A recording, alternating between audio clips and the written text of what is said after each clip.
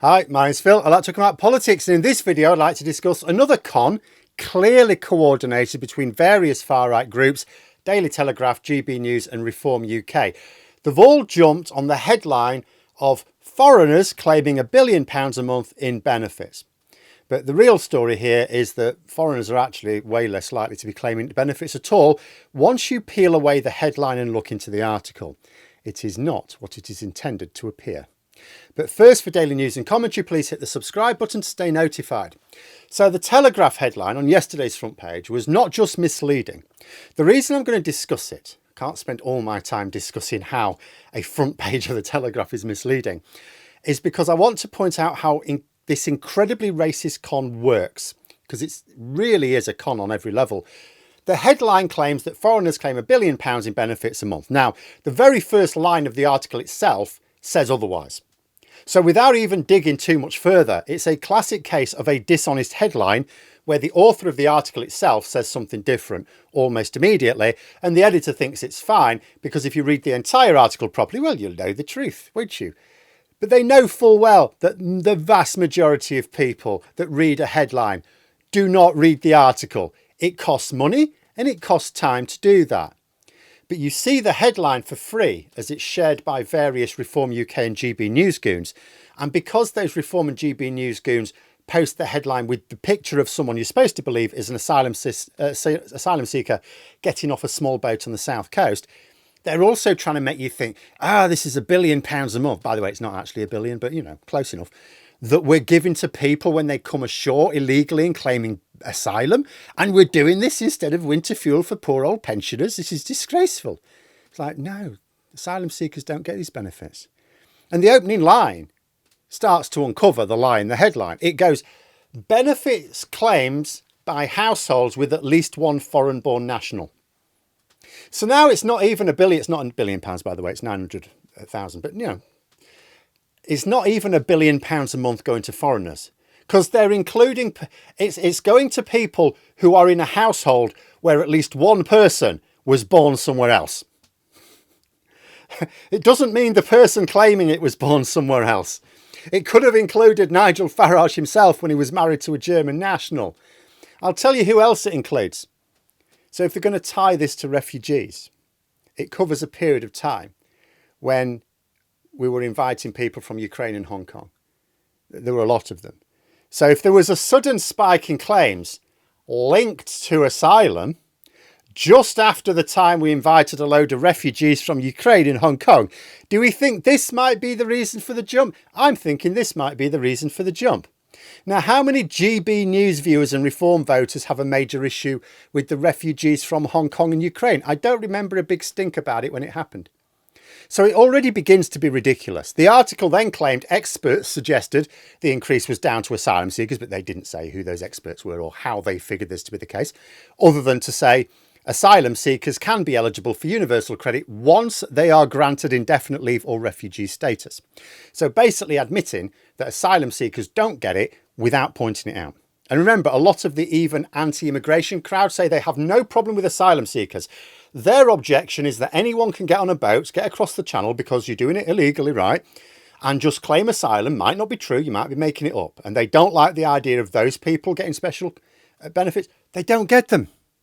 Good news, everyone. The article even explains they don't get them. They have to be classified as genuine refugees before they can get anything. And again, linking the headline with a picture of what are supposed to be asylum seekers fresh off the boat, clearly spurious. What they're trying to do is say British pensioners are going cold over winter because we're giving the money to people who come across illegally and say they're refugees. No, this is not happening. And although the article doesn't bother to emphasise this really explicitly, nonetheless, the article does say that. The information is there. It then quoted a former Tory minister saying that the benefits bill is rising far too fast. It's going far too fast. And the current government aren't doing enough to stop that trend. Now, a couple of things to say about this. First, they produced that statement alongside a chart showing the benefit bill indeed rising sharply at that time when we're inviting people from Ukraine and Hong Kong across. But also that the forecast over the next few years based on Labour's budget is that the rise basically ends by the end of this parliament. So either it's going to end automatically because actually if it was down to asylum at all, it was down to people from Ukraine and Hong Kong, or the government are doing something because it's not carrying on rising on that chart. So they publish a claim that Labour aren't doing enough to stop the trend right next to a chart showing that the trend is ending by the end of this Parliament. For those who think that's a good thing. Second, note how the article is now pivoting to benefits in general. They moved on. They've moved on now. They're just talking about benefits now. All the people claiming benefits. So it's now moved on from foreign-born nationals who, remember, might have actually lived and worked here for decades and just now claiming benefits because the Tories egged on by the Telegraph knackered the economy. Or, as I said, it might be a true blue Brit who just happens to live with a foreign-born national. Remember, this figure could include a bloke who can trace his lineage back to Alfred the Great, just happens to be married to someone from Portugal.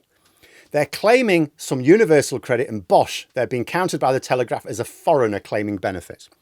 As someone pointed out on Blue Sky, when you dig into the actual numbers as well, it actually shows the proportion of foreigners on benefits as a percentage is way lower than a born and bred Brit on benefits. And remember, that is counting some British born people as foreigners.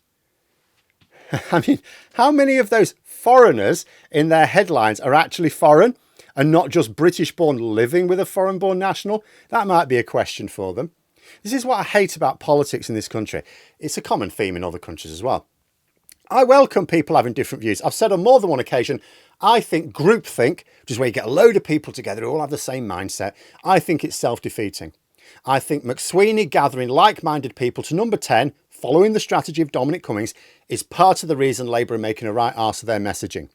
Too much groupthink, not enough critical challenge. But if people hold genuinely different views and they really believe in them, they will argue them. They don't need to tell lies. They don't need to dupe you. You can be wrong about something, of course, but at least be mistaken, not deliberately dishonest. This article was an absolute piece of work in terms of the whole fabric of it. First, they make a claim, which they immediately correct in the first line of the article. Remember, the person who writes the article often doesn't write the headline. The headline's written by someone who knows how to get eyeballs on it. And all too often, the headlines are deliberately misleading, and they think they're covered by being a bit more honest in the article. So they can say, oh, you couldn't possibly have got that wrong impression if you read the article properly. Yeah, no one does. Only a small percentage of those who come across the headline read it. Then you get people promoting the headline alongside an image evoking small bonnet boat channel crossings, even though the article notes these people do not get the benefits. Then it links a rise in benefits with asylum, but makes zero mention that at the same point in time, we invited lots of refugees from Hong Kong and Ukraine to come to Britain, and there was no public objection to this.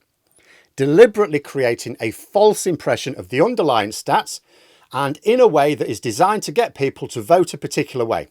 It is fundamentally undemocratic. And people who do that, they do not believe in what they say.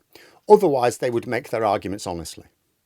But there we are. Those are my thoughts. Let me know yours in the comments below. If you've enjoyed the video, please click the like button and subscribe for further content. If you'd like to support the channel further, you can click the join button for memberships. Thanks for watching, and until next time, I'll see you later.